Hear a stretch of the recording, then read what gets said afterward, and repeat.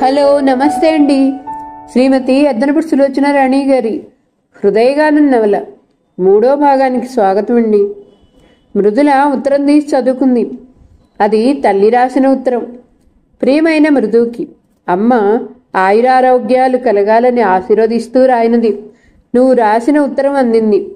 నీ ఉత్తరంతో పాటే చిరంజీవి ఆనంద్ అన్నయ్య పేరిట రాసిన ఉత్తరం కూడా అందింది. నువ్వు వెళ్ళిన రోజుకి ఆనంద్ తను అక్కడ లేనందుకు చాలా బాధపడుతున్నట్లుగా రాశాడు. మనం ఇచ్చిన టెలిగ్రామ్ అందటం ఆలస్యమైందిట. నువ్వు రంగమణి అనే లెక్చరర్తో కలిసి ఉన్నావని రాశావు. ఆనంద్కి ఇది చాలా బాధగా ఉందిట. పరాయి ఊళ్ళలో ఉన్నప్పుడు ఆడపిల్లలు ఎంత మెలకుగా ఉండాలో నీకు నేనెంతగానో చెప్పాను. నువ్వు ఈ ఉత్తరం చూసిన వెంటనే ఆనంద్ ఇంటికి వెళ్ళి ఉండవలేను. అతను అక్కడున్నాడనే ధైర్యంతోనే కదా నిన్ను ఒంటరిగా పంపింది. నీ ఉత్తరంలో ఇంటామె మంచిదని, తోటి లెక్చరర్స్ మంచివాళ్ళని, ప్రిన్సిపాల్ మంచివాడని రాశావు. అంతా బానే ఉంది, కానీ నీ ఇంట్లో పనిచేసే పని మనిషి గురించి రాయలేదు. నువ్వు నీ వస్తువుల విషయంలో చాలా అజాగ్రత్తగా ఉంటావు. స్నానం చేసేటప్పుడు మెళ్ళో గొలుసు తీసి అలమార్లో పెట్టి దురలవాటు నీకుంది. పనివాళ్ళు కాజేస్తారు. అలాంటి అశ్రద్ధ పనుల వల్ల పనివాళ్లకి మనం లేని దొంగతనాలు నేర్పినట్లవుతుంది. కాబట్టి నువ్వు వెంటనే ఆనంద్ ఇంటికి వెళ్ళి ఉండవలెను. అతని భార్య కూడా నిన్ను వాళ్ళ ఇంటికి వచ్చి ఉండమంటోందని రాశాడు. నువ్వు ఈసారి నాకు జవాబు రాసేసరికి ఆనంద్ ఇంట్లోనే ఉండాలి. అశ్రద్ధ చేయొద్దు. అమ్మ చాదస్తంగా ఏదో రాసిందిలే అని నిర్లక్ష్యం చేయవద్దు. అన్నయ్య అభిప్రాయం, నా అభిప్రాయం కూడా ఇదే. ఇక్కడ మేమంతా కులాసా. నీ కులాసా వారానికి 2 ఉత్తరాల్లో తెలియజేయవలను. ఇక్కడ వరమ్మత్తయ్య ఒక సంబంధం చెప్పింది. కుర్రాడు అమెరికాలో ఉన్నట్ట. ఏదో మంచి ఉద్యోగమే చేస్తున్నాడు. నీ ఫోటో తీసుకెళ్ళింది. అతనికి నచ్చితే ఈ సంబంధం సెటిల్ చేసుకుందాం. నీకు పెళ్ళైతే నాకు నిశ్చింత అని తెలుసుకోవాల్సింది. నీకు అక్కడ ఏ మాత్రం బాగా ఉండకపోయినా వెంటనే వచ్చేయాల్సింది. నిన్ను మేము అక్కడికి కేవలం కాలక్షేపం కోసం పంపాం కానీ భుక్తి కోసం కాదని గ్రహించవలెను. నేను ఆనంద్కి కూడా ఇప్పుడే ఉత్తరం రాస్తున్నాను. ఇక్కడ కన్న, బాబీ, వదిన, అన్నయ్య అందరూ కులాస. ఇట్లు ఆశీస్సులతో అమ్మ. మృదుల చదువుకొని నిట్టూర్చింది. ఉత్తరం మడుస్తుండగా ఇంతలో మృదుల అని వినిపించింది. మృదుల తిరిగి చూసింది. ఆనంద్ అక్కడికి వచ్చాడు. ఇదిగో మీ అమ్మ ఉత్తరం రాసింది అంటూ ఇచ్చాడు. అతని ముఖంలో సంతోషంగా వెలిగిపోతుంది. మృదుల ఆ ఉత్తరం తీసుకోలేదు. అందులో ఏముందో నాకు తెలుసు అంది. అయితే మరి వస్తున్నావా మా ఇంటికి అన్నాడు. రావట్లేదు. నాకు రంగమణి దగ్గర బాగానే ఉంది. నాకు చిన్నప్పటి నుంచి నచ్చిన పనే చేయటం అలవాటు. అది మా అమ్మకి, అన్నయ్యకి కూడా బాగా తెలుసు. మీరు మృదుల రమ్మన్నా రానని అంది. జవాబు రాయండి అని చెప్పేసి అక్కడి నుంచి వెళ్ళిపోయింది. ఆనంద్ ఒక్క నిమిషం అక్కడ అచేతనంగా నిలబడిపోయాడు. మృదుల శాంతంగా చిరునవ్వు చెక్కు చెదరకుండానే చెప్పినా కానీ ఆ జవాబు అతని ముఖంపై చెర్నాకోల చురుకులా తగిలింది. మృదుల క్యారిడార్లో చివరంటా నడిచెళ్తుంటే అతను వెనక నుంచి అలాగే చూస్తూ ఉండిపోయాడు. రాత్రి 8 గంటలైంది. మృదుల శాంతకి, జయశ్రీకి ట్యూషన్ చెప్పటం ముగించింది. జయశ్రీ వెళ్ళిపోయింది. అన్నయ్య వచ్చి తీసుకెళ్తానని అన్నాడు మేడం. ఈ అన్నయ్య ఇంట్లో లేడు, పక్క ఊరెళ్ళాడు అంది. కూర్చో శాంత, పర్వాలేదు అంది మృదుల. నాకు నిద్ర వస్తుంది బాబు. రంగమణి లేచి వెళ్ళి గదిలో పడుకుంది. మృదుల టేబుల్ దగ్గర కూర్చుని ఆ వారం టెస్ట్ పేపర్లు దిద్దుతుంది. శాంత కుర్చీలో కూర్చుంది. మృదుల కునీరాగం తీస్తూ పేపర్లు సర్దుతుంది. మృదుల నోటి వెంట పాట వినగానే పుస్తకం చూస్తున్న శాంత అంది. అది వదిలేసి మృదుల వైపు తిరుగుతూ, మేడం మీరు చాలా బాగా పాడతారంది. మృదుల శాంత వైపు తిరిగింది. చిన్నప్పుడు మా అమ్మ పోరు పడలేక కొంచెం వీణ నేర్చుకున్నాను అంది. నిజంగానా? నేను కూడా వీణ వాయిస్తాను. మా అమ్మ వీణ వాయించేది. అంతలోనే శాంత కళ్ళల్లో దుఃఖపు తెరలు కమ్మాయి. నేను వీణ బాగా నేర్చుకుని పాట కచేరీ చేయాలని మా అమ్మ ఎప్పుడూ అంటూ ఉండేది. మృదుల సానుభూతిగా వింది. శాంత పరిచయం అయిన ఈ నెల రోజుల్లో మృదుల బాగానే గమనించింది. శాంత మాటల్లో ఏదో ఒక ప్రసక్తిలో తల్లి సంగతి వస్తుంది. వెంటనే ఆ సుందర నయనాలలో గిర్రున కన్నీళ్లు చెరువులుగా మారిపోతాయి. శాంతని చూస్తుంటే మృదులకు ఒక్కోసారి జాలేస్తుంది. వయసొచ్చిన పిల్ల, ఈ ఈడులో తల్లితోడు ఎంతో అవసరం. శాంతకి ఇంట్లో ఆడదిక్కు లేదు. ఓసారి మేనత్తని తెచ్చి అట్టు పెట్టుకున్నారట. ఆవిడ చేదస్తాలు భరించలేక ఒంటరిగా ఉండటమే నయమని ఆవిడని పంపేశారట. శాంతకి చదువు వద్దు, పెళ్లి చేయమని ఆవిడ గొడవట. శాంత కన్నీళ్లు తుడుచుకుంటూ, మేడం మీరు తప్పకుండా మా ఇంటికి రావాలి, నా వేణు చూపిస్తాను అంది. వేణే కాదు, నీ పాట కూడా వింటానంది మృదుల. ఓ తప్పకుండా, ఉత్సాహంగా ఉంది శాంత. ఇంతలో వరండాలో అలికిడైంది. శాంత అటు చూసి అన్నయ్య వచ్చాడు అంటూ లేచి వెళ్ళింది. శాంత ఆలస్యమైందా?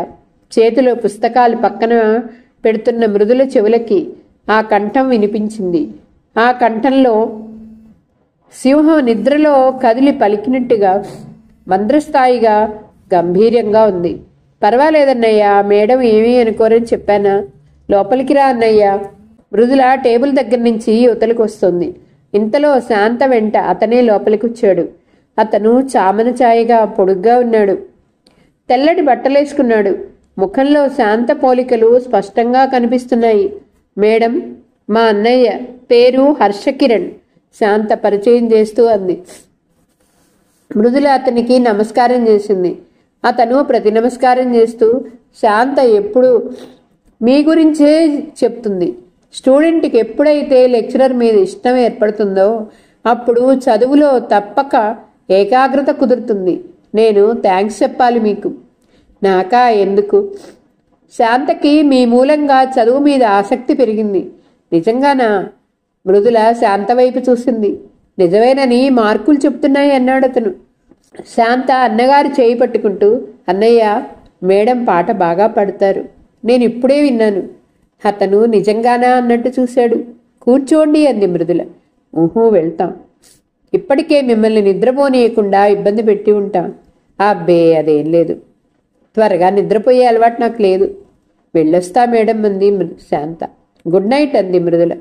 హర్షకిరణ్ ఏదో గుర్తుకొచ్చిన వాడిలా ఆగిపోయాడు. జేబులో నుంచి డబ్బు తీసి వెనక్కి తిరిగొచ్చి అక్కడ టేబుల్పై పెట్టాడు.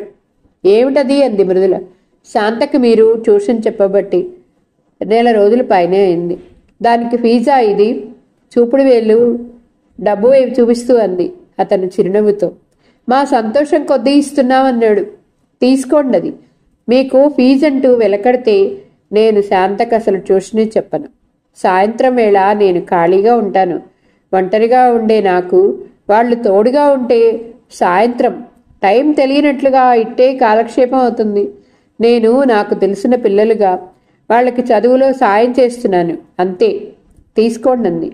హర్షకిరణ్ క్షణం సేపు మృదుల వైపు నిశితంగా చూశాడు.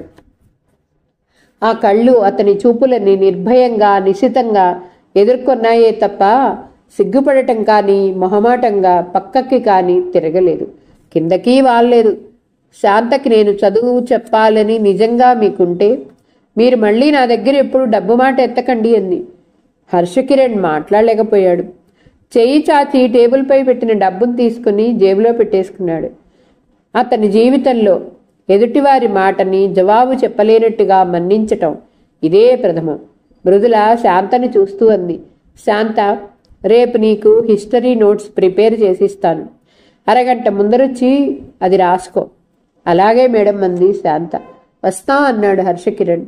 గుడ్ నైట్ అంది మృదుల. అతను గుమ్మం దాటబోతూ ఆగి వెనక్కి తిరిగి, మీకెప్పుడైనా తీరుబడైతే చెప్పండి. శాంత మిమ్మల్ని తీసుకెళ్లి మా పౌల్ట్రీ ఫారం చూపిస్తుంది. అక్కడ గార్డెన్ ఉంది. మీకు తోచినప్పుడు సరదాగా గడపవచ్చు. పావురాలు కూడా ఉన్నాయి అన్నాడు. మృదుల తల ఊపింది. హర్షకిరణ్ శాంత వెళ్ళిపోయారు. మృదుల వరండా వరకు వచ్చి సాగనంపింది. వాళ్ళు వెళ్ళిపోయిన తర్వాత మృదుల తలుపులేసొచ్చి టేబుల్ దగ్గర కూర్చొని పేపర్లు దిద్దసాగింది.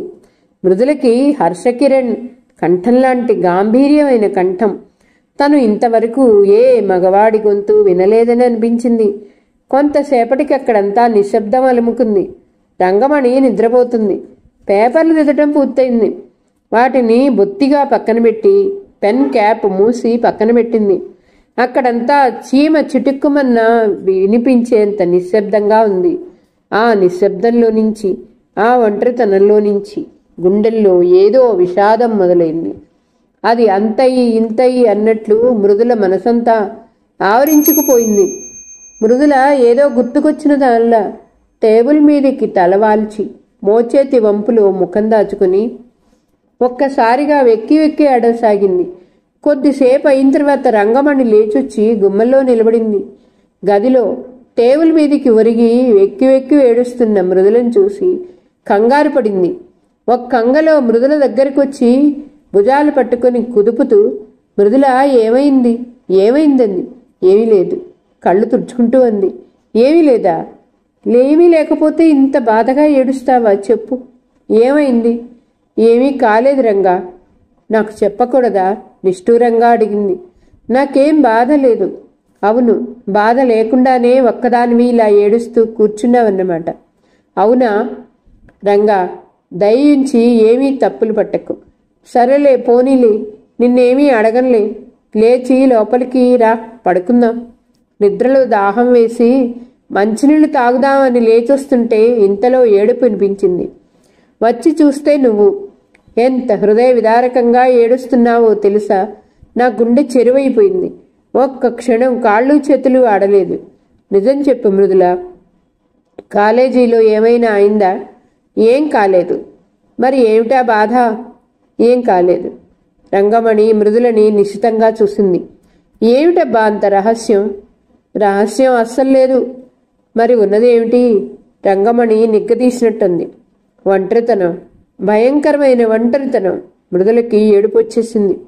రంగమణి మృదులని ఆశ్చర్యంగా చూసింది.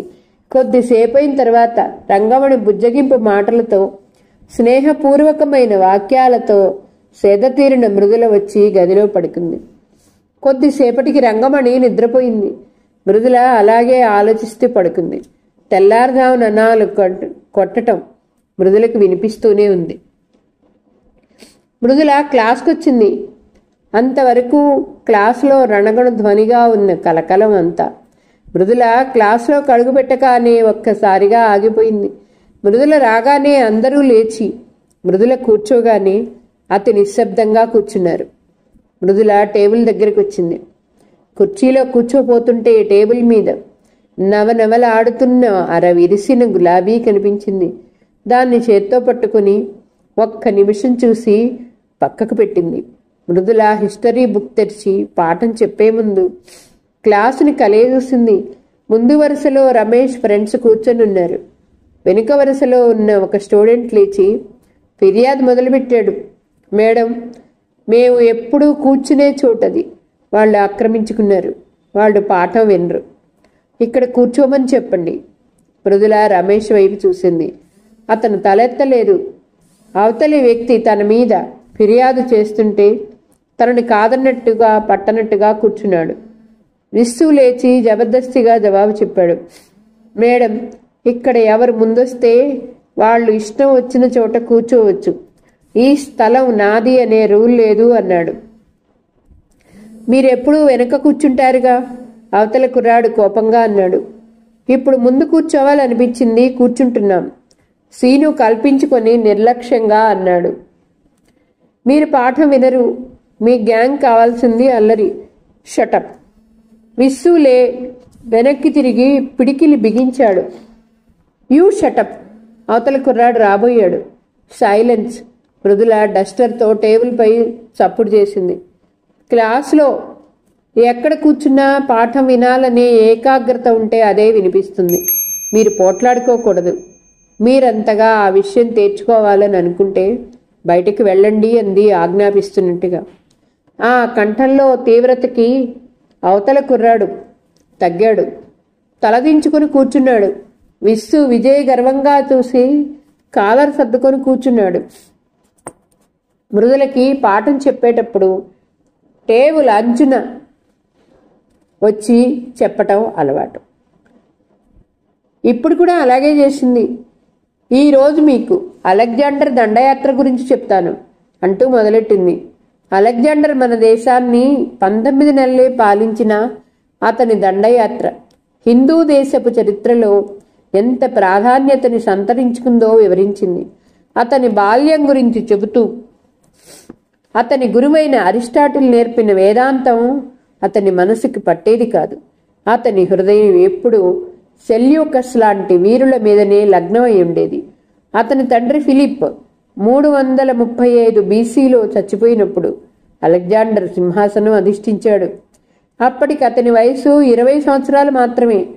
అతనికి సింహాసనం అధిష్ఠించిన అతి త్వరిత కాలంలోనే ఏషియా మైనరు, సిరియా, ఈజిప్టు మొదలైన దేశాలు గెలిచి ఆఫ్ఘనిస్తాన్ వరకు వచ్చాడు. అప్పటికే అతను పర్షియా రాజాధిరాజు అనే బిరుదొచ్చింది. మృదుల అలెగ్జాండర్ గురించి చెప్పుకుపోతుంది. మృదుల పాఠం చెబుతుంటే పిల్లలందరూ చెవులు నిక్క పొడుచుకున్నట్టుగా పాఠం వింటారు. అక్కడంతా నిశ్శబ్దం రాజ్యం చేస్తుంది. ఆ నిశ్శబ్దంలో నుంచి మృదు మధురమైన కంఠం శ్రావ్యంగా వినిపిస్తూ ఉంటుంది. ఆ గొంతులో స్త్రీ సహజమైన నాజూకుదనంతో పాటు భావస్ఫూర్తి కూడా ఉంటుంది. అందుకే పిల్లలందరికీ మృదుల క్లాస్ అంటే చాలా ఇష్టం. తలనొప్పి తెప్పించే రాజాధిరాజుల వంశ చరిత్రల గురించి, వారు చేసిన యుద్ధాల గురించి అతి రమ్యమైన కథలా చెప్పేస్తుంది. మృదుల పుస్తకం తెరవదు, సంవత్సరాల కోసం తడబడదు, సంఘటనలు తప్పు చెప్పదు. మృదుల పాఠం చెబుతుంటే నుదుటి మీద చిరుచెమటలు అలుముకున్నాయి. వాతావరణం వానొచ్చెట్టుగా ఉక్కపోస్తుంది. మృదుల నుదుటిన మెరుస్తున్న చెమట చూడగానే రమేష్ గబాలన లేచెళ్ళి ఫ్యానేశాడు. అతనంత హఠాత్తుగా లేవటం, గబగబా వెళ్లటం చూసి మృదుల పాఠం చెప్పటం ఆపి ప్రశ్నార్థకంగా చూసింది. రమేష్ ఫ్యాన్ వచ్చి కూర్చుంటే థ్యాంక్ యూ అని మళ్లీ పాఠం చెప్పడంలో మునిగిపోయింది. మృదుల అలెగ్జాండర్ చరిత్ర చెప్పడం పూర్తి చేసి టైం చూసుకుంది. ఇంకా 10 నిమిషాల టైం ఉంది.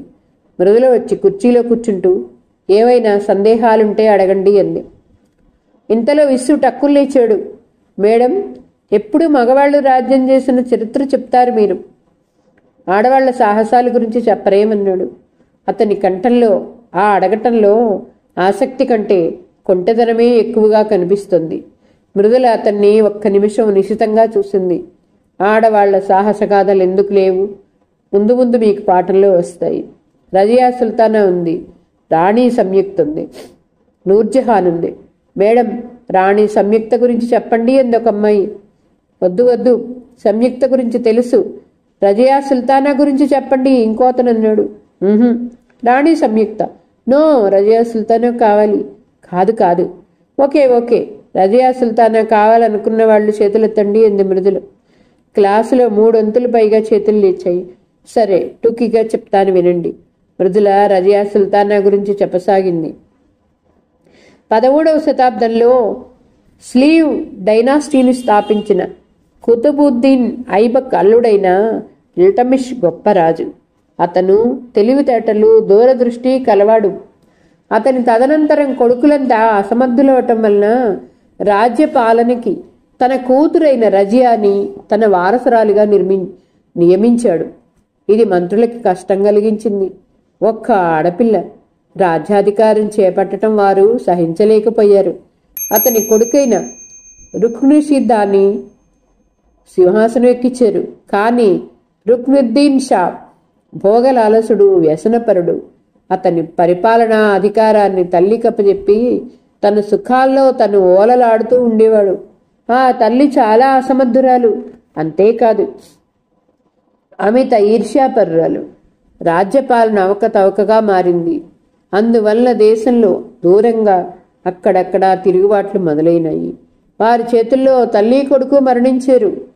తండ్రి ఇల్టమిష్ ఆదేశానుసారం రజియా సింహాసనం అధిష్ఠించింది. రజియా అనతి కాలంలోనే తండ్రి నమ్మకాన్ని అక్షరాలా రుజువు చేస్తూ చాలా సమర్థవంతంగా రాజ్యపాలన సాగించింది. రజియా పరిపాలన విషయంలో తాను స్త్రీ అనే విషయం మరిచినట్లుగా మగవాడిలాగానే ధైర్య సాహసాలతో సంచరించేది. దేశంలో ఎక్కడైనా ఏదైనా కల్లోలం జరిగితే సరాసరి తానే అక్కడికి వెళ్ళేది. మగవాడిలా దుస్తులు ధరించి అందరి విమర్శలకి గురి అయ్యేది. ఎవరి విమర్శలని ఖాతరు చేసేది కాదు, తాను అనుకున్న విధంగా చేసేది. ధైర్యం, సాహసం ఆమె ఆభరణాలుగా ఉండేవి.